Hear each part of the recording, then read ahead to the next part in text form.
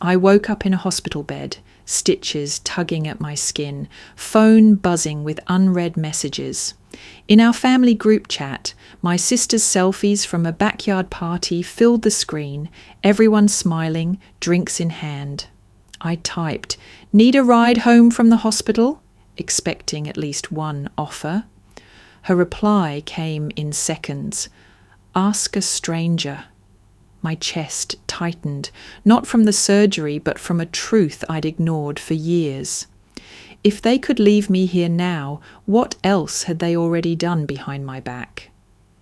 This time, I wouldn't just survive, I would expose everything. I've always thought my family looked perfect from the outside. Scroll through their social media and you'd see a highlight reel of love. My parents standing arm in arm under strings of fairy lights. Amanda, my older sister, laughing in the middle of a crowd. My younger brother flipping burgers on the grill while the golden hour wrapped everything in warm light. They had thousands of followers. People called us family goals. What they didn't know was that I had been absent from most of those pictures for years. I was either behind the camera or cropped out entirely. That Saturday, I lay in my hospital bed, the smell of antiseptic heavy in the air, the soft beep of the monitor marking time. My surgery was over, but my body felt like it had been carved open in more ways than one. I needed rest, warmth, a familiar face. Instead, I unlocked my phone and found a flood of notifications from our family group chat. The preview showed Amanda's face first. Tan skin glowing, teeth perfect under the sun. In the background, my parents raised glasses of wine, a plate of ribs between them. I opened the video. It was a TikTok clip of them at a backyard BBQ, dancing to some trending pop song. My mother's laugh rang out, high and unrestrained, the same way she used to laugh at Amanda's school plays. My father clapped to the beat, his hand resting protectively on Amanda's shoulder. My younger brother darted in and out of the frame, waving a spatula like a trophy. Everyone looked so happy, so whole. I caught myself smiling.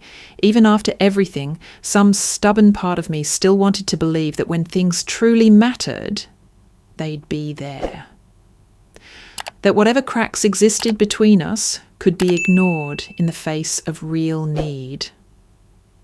Maybe I'd get a text after the party. Maybe they'd swing by the hospital tomorrow. That hope was a warm thread in my chest, something to hold on to. But then, as the video looped, I noticed something else. My father's head tilted toward Amanda in the background, lips moving. She leaned in, grinning, not the wide grin for the camera, but the smaller, private one she used when sharing secrets. The camera caught it for just a second before panning away. My gut tightened. I told myself it was nothing. Just idle chatter over burgers and beer. Still, I couldn't shake the sense that whatever they were saying, it wasn't meant for me. I didn't know then that the conversation in that moment would become the blueprint for my erasure from their lives. The next morning, I texted the group chat, still feeling really sore. Recovery is slow. I wasn't fishing for pity, just acknowledgement. A simple hang in there or need anything would have been enough. Amanda was the first to respond. "Claire always so dramatic," she wrote. The words were dressed up as a joke, the kind she could shrug off if I reacted. But I knew her tone. I'd grown up on it. Sarcasm laced with a truth she'd never say outright. I was a burden. Within seconds, my parents replied with laughing emojis. My younger brother sent a half-smiley face, the one people use when they don't want to commit to either side. The thread moved on quickly after that. Amanda posting another picture from the BBQ. My father talking about the steak marinade. My mother praising the dessert Amanda had made. My message faded into the scroll of brighter, lighter chatter. I stared at my phone, feeling heat rise in my cheeks. Maybe they were just teasing. Families tease each other all the time, right? My mind scrambled to rewrite the script, to twist their words into something harmless. It was easier than admitting what I'd always suspected, that there was no safe place for me in that group. But the mind can only shield you for so long. In the quiet of my hospital room, with only the hum of the AC and the faint chatter of nurses down the hall, the truth pressed harder. I'd been here before, countless times, hoping for kindness where there was none. I closed my eyes and told myself to let it go. They were probably busy. They didn't mean it like that. I repeated the excuses like a prayer, each one shakier than the last. Then my phone buzzed again. A new message popped up on the screen. 4 words, nothing more, but they sliced through every excuse I'd built for them, every defense I'd clung to since childhood. I didn't know it yet, but those 4 words would mark the point where the story I thought I was living would end, and the real one, the one I had been avoiding for decades, would begin. I wish I could say that text was an isolated moment, that it came out of nowhere. But the truth is, my family had been planting the seeds for years. I was 10 the first time I realised I didn't occupy the same space in their hearts as Amanda. My school bus broke down one rainy afternoon, and the principal called my parents to pick me up. Hours passed, kids were taken home one by one, their parents arriving with umbrellas and warm coats. I waited on the front steps until the custodian locked up. My mother finally pulled into the parking lot at dusk, still wearing her tennis whites, the scent of her post-match martini clinging to her. She barely looked at me as she said, "You should have called someone." When Amanda turned 16, my father surprised her with a cherry-red Honda Civic, a bow tied neatly on the hood. They posted a picture on Facebook, their faces glowing with pride. 2 years later, when it was my turn, I got a second-hand bike that rattled when I pedalled. "It'll build character," my father said. That was their refrain, build character or be grateful. Every slight was reframed as a lesson I was lucky to learn. By the time I was 25, I understood that gratitude was just the paint they used to cover up the cracks. I learned to accept what I was given, to keep my head down, to pretend the unequal treatment didn't gnaw at me. But sometimes a moment would slip through that made the imbalance impossible to ignore. After the surgery, I thought maybe this would be different. I wasn't asking for money or a gift or special treatment, just a ride, just a small gesture that said I mattered. That morning, as I scrolled through the group chat, I took a deep breath and typed, "Need a ride home from the hospital." I kept it simple, polite. I told myself they'd surprise me. Amanda's reply came almost instantly. "Ask a stranger. No explanation, no follow-up, just 4 words." For a moment, I thought maybe she was joking, but the blinking cursor in the chat stayed still. My parents didn't respond. My brother didn't respond. The little scene indicators popped up one by one, and still nothing. I stared at the screen until the letters blurred. My thumb hovered over the keyboard, unsure if I should beg or let the silence harden into something I could carry. My hands shook, the phone slick in my palm. This wasn't teasing. This wasn't oversight. This was deliberate. I read the words again and again, like maybe repetition would reveal some hidden kindness. Ask a stranger. As if I was no one to them, as if I had been cut out of the frame entirely, and now they were just saying it out loud. I sat back against the stiff hospital pillows, the ache in my abdomen throbbing with each heartbeat. Around me, nurses bustled past in the hallway, voices low, the smell of disinfectant clinging to the air. I thought about all the times they'd left me waiting, all the ways they'd chosen someone else. The patterns were clearer now. Amanda was the golden child, the face of the family's perfection. My brother floated in and out, keeping his head down to avoid conflict. And me? I was the scapegoat.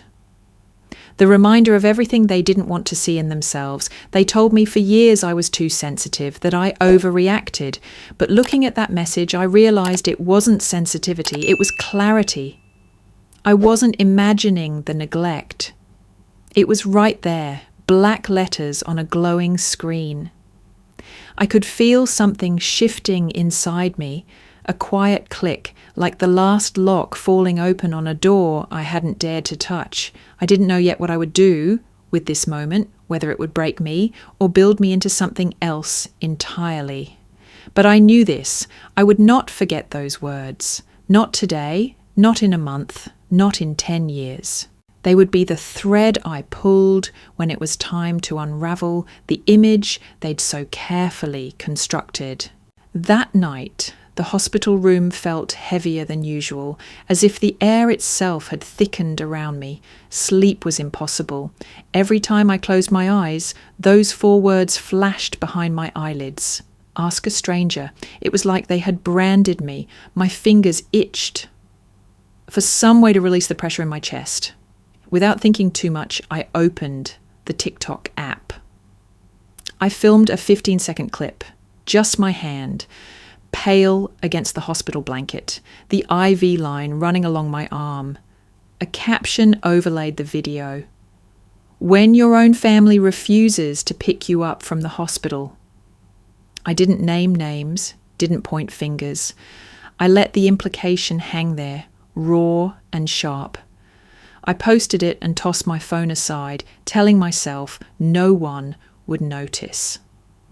But when I woke up the next morning, the screen was flooded.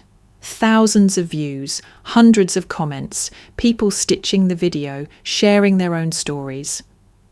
Some were furious on my behalf. Others offered ride, soup, a place to stay.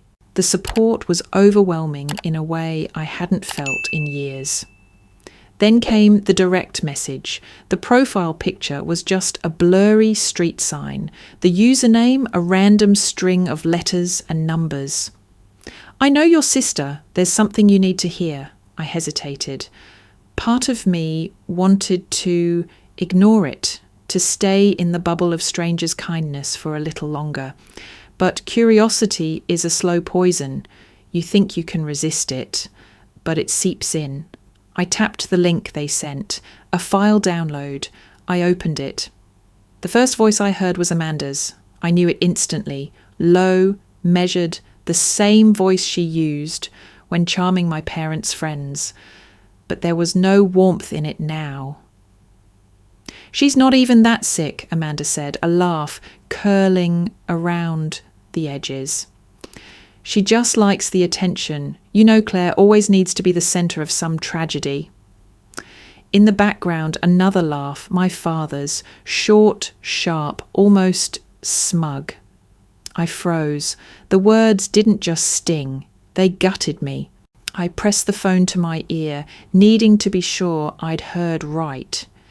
Each replay was a knife twist, revealing that this wasn't just Amanda's cruelty. My father was in on it, complicit, comfortable enough to laugh at my expense in front of others. I set the phone down, my hands trembling so hard I thought I might drop it. The walls of the room seemed to inch closer. the hum of the fluorescent lights drilling into my skull. I had always suspected they spoke about me when I wasn't there, but hearing it, that was different. That was final. The nurse came in to check my vitals, and I forced my face into something neutral. As soon as she left, I hit play again and again, 10 times, 20. Each repetition dragged me deeper into a spiral I couldn't pull out of. The audio wasn't long, just under a minute, but it played on loop in my mind, mutating into every other moment of neglect, every sideways comment, every fake smile in those family photos. This was the proof I had never wanted, but always knew existed. By midnight, I was still awake, staring at the ceiling. The beeps of the heart monitor had become a metronome for my thoughts. They lied. They laughed. They will do it again. I wanted to cry, but the tears wouldn't come. Instead, there was a hollow ache where grief should have been, a space so empty it scared me. I had thought I'd hit the bottom when they told me to ask a stranger for a ride. But lying there, phone in hand, replaying my sister's voice like some macabre lullaby, I realised I'd only been falling. The bottom was still below me, and I wasn't sure how much further there was to go. 2 days after hearing that recording, I found myself scrolling aimlessly on my phone, trying to quiet the noise in my head. I wasn't looking for answers, but one found me anyway. An article popped up in my feed. The Scapegoat Child: How Families Choose a Target. I clicked. The words on the screen felt like they were written about me. The scapegoat child is blamed for family problems, excluded from celebrations, ridiculed, and used as a contrast to make other members appear better. My stomach clenched. Every line was a mirror. The birthday parties I wasn't invited to, the vacations they forgot to tell me about, the way Amanda's successes were paraded while mine were ignored. For the first time, I understood the pattern wasn't random. It wasn't my fault. They needed me in that role. It was the glue that kept their version of the family intact. Without me absorbing the blame, their golden child narrative would fracture. The realization burned hotter than shame or sadness. It was rage, but it was clean, sharp, clarifying. They need me to be the victim, I whispered to the empty hospital room, so they can keep looking like saints. And then, out loud, stronger, not anymore. The thought struck like a match in the dark. If they wanted a scapegoat, I would give them one last performance, only this time it would be on my terms. If they wanted a sacrifice, I would burn down the altar myself. I started with the obvious. My phone was already a vault of screenshots. Messages ignored. Comments belittling me. That damning ask a stranger text. I dug deeper, combing through years of group chat archives, pulling out every piece of evidence that contradicted the family's online image. Then I opened my email. I'd been following a blogger for years, someone known for dismantling the carefully curated lives of so-called wholesome influencers. Their posts had taken down pastors, wellness gurus, even a city council member. If anyone could handle my family's brand, it was them. I typed slowly, deliberately, I have a story for you. It's about a family with thousands of followers who claim to be the perfect American dream. They've built a brand on lies, and I have proof. This isn't just petty drama, it's systemic emotional abuse.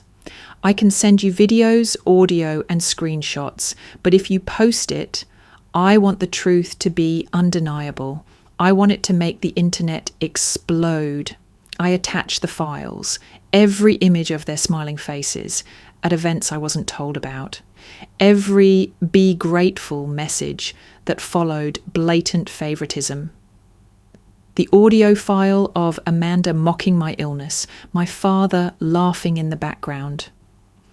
Before I hit send, I sat back and stared at the screen. This wasn't just about revenge. It was about cutting the cord they'd used to keep me tethered for decades.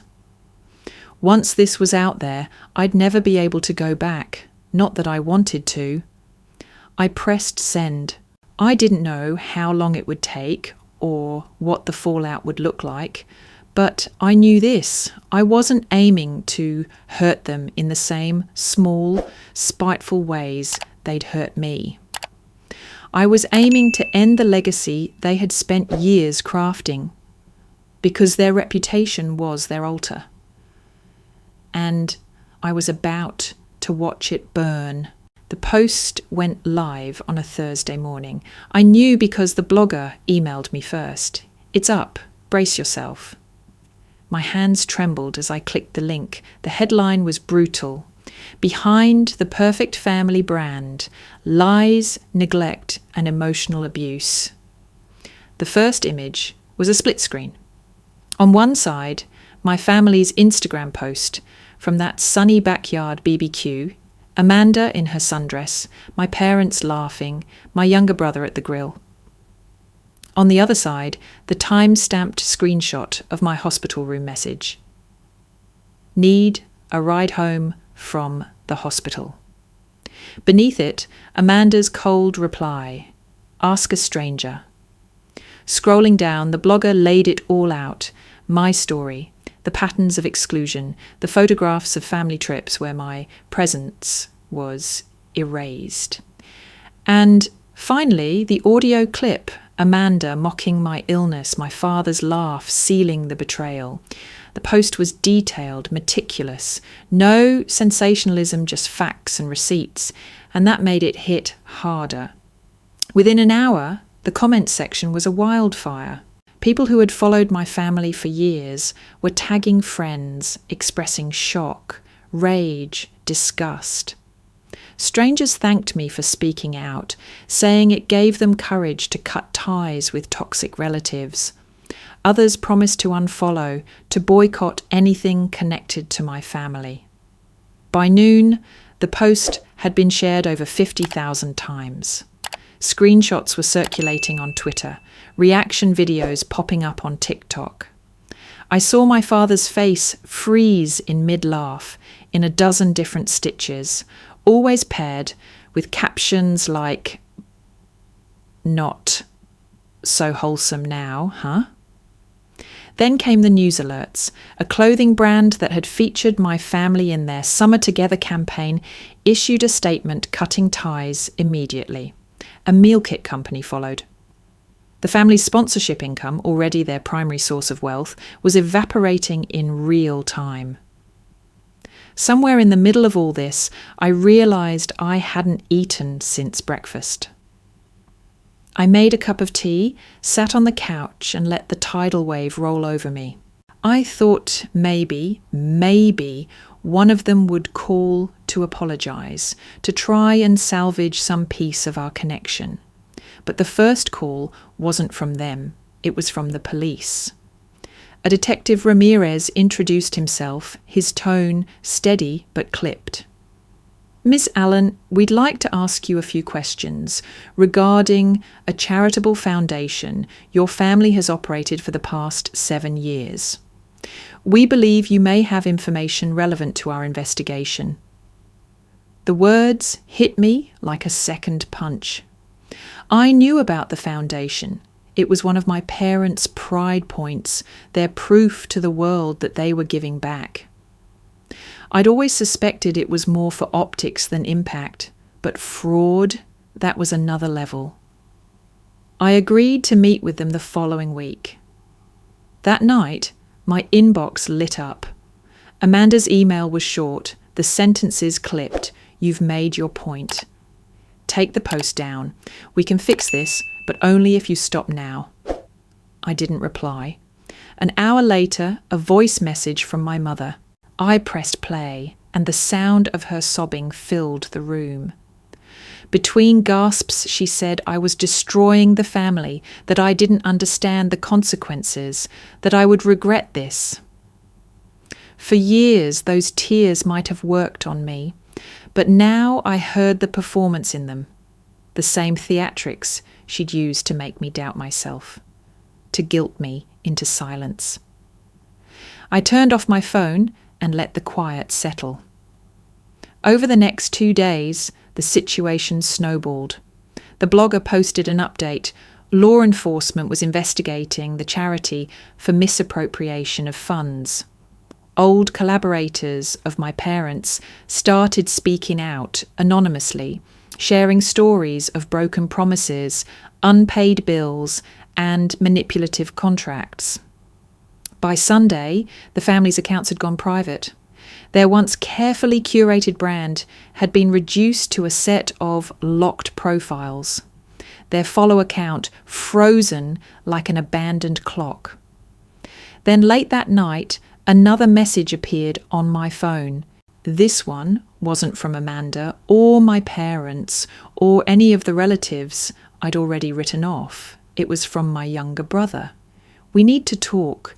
You were right. I have things to tell you." My first reaction to my brother's message was suspicion. For years he'd been the silent observer, the one who stood just close enough to the family to avoid becoming their target, but far enough away to see the damage they inflicted on me. We'd never been close. I had assumed he saw me as they did, but his words, "You were right, I have things to tell you," and kept replaying in my head. I typed back, "Then tell me." We met the next afternoon in a coffee shop 2 towns over. He looked tired, older than I remembered, the shadows under his eyes deep. For a long time, he didn't speak. Then, in a voice low enough to be drowned out by the hiss of the espresso machine, he began, "They did it to me too," he said. "Not in the same way, but it was there, the control, the gaslighting. If I didn't play along, I was punished, cut off from money, from opportunities. They just made sure I was never the one in the spotlight for the wrong reasons. That was you." I swallowed hard. "So you stayed quiet." "I stayed safe," he admitted. "And I'm sorry for that. But when I saw what you posted, when I saw how they reacted, I realized I've been protecting people who wouldn't hesitate to destroy me too." We talked for hours. He told me about overhearing my parents strategize on how to keep me isolated from family friends, how they'd rewritten stories to make Amanda look heroic and me unstable. He told me about the foundation money, how he'd seen checks come in and never reach the causes they were meant for. By the time we left the cafe, there was an unspoken understanding between us. This wasn't about burning them further, it was about walking away together. Not as allies in revenge, but as survivors choosing not to feed the fire anymore. Over the next few weeks, we both gave statements to the police about the charity. We kept our conversations off social media, knowing our parents would be desperate to spin the narrative. And we set boundaries, real ones, for the first time in our lives. No more group chats, no more holiday invitations, no more pretending. The shift was quiet but profound. I stopped, waking up with that familiar dread in my chest. My phone was no longer a weapon waiting to go off in my hand. It was during one of these rare moments of peace, sitting on my balcony with a cup of tea, that it hit me. The real revenge wasn't in their downfall. It wasn't in the loss of their sponsors, their public humiliation, or the investigation hanging over them. It was in the fact that they no longer had any claim over me. They could stew in their own toxicity forever, but I was gone. That was freedom. I packed up my apartment within a month and moved to a city where no one knew my name. I chose a small place with sunlight streaming through the windows and a park nearby where I could walk in the mornings. My brother visited once a month, sometimes staying over, sometimes just sharing dinner before heading back. The quiet was intoxicating at first, but soon I felt something else rising, an urge to turn what I'd endured into something useful. I remembered the messages I'd received after that first TikTok, people pouring out their own stories, saying they didn't have anyone who believed them. So I started a blog. It wasn't a place for gossip or vendettas. It was a place for truth. Survivors of toxic families wrote in anonymously, sharing the moments that broke them, the steps that saved them. I posted resources, hotline numbers, therapy recommendations. I wrote about the scapegoat child dynamic, about the lies families tell to keep their image intact, about the guilt that lingers long after you cut ties, and people came, thousands of them. Some read in silence, others left long aching comments. Every message reminded me that what happened to me wasn't unique, and that made it all the more important to speak. Amanda never reached out again. My parents sent one final letter through a lawyer claiming defamation, but it went nowhere. They stayed locked inside their shrinking circle, clutching the fragments of their image like a shield that no longer worked. Sometimes I thought about them, not with longing, but with a kind of detached curiosity. They were still trapped in the performance, still reciting the same lines to an audience that had mostly left. I, on the other hand, woke up each morning to sunlight on my face, to coffee brewing in my kitchen, to the knowledge that I had chosen every person allowed into my life. The family I'd built now wasn't bound by blood, but by choice. Friends who listened without judgment, who celebrated without conditions.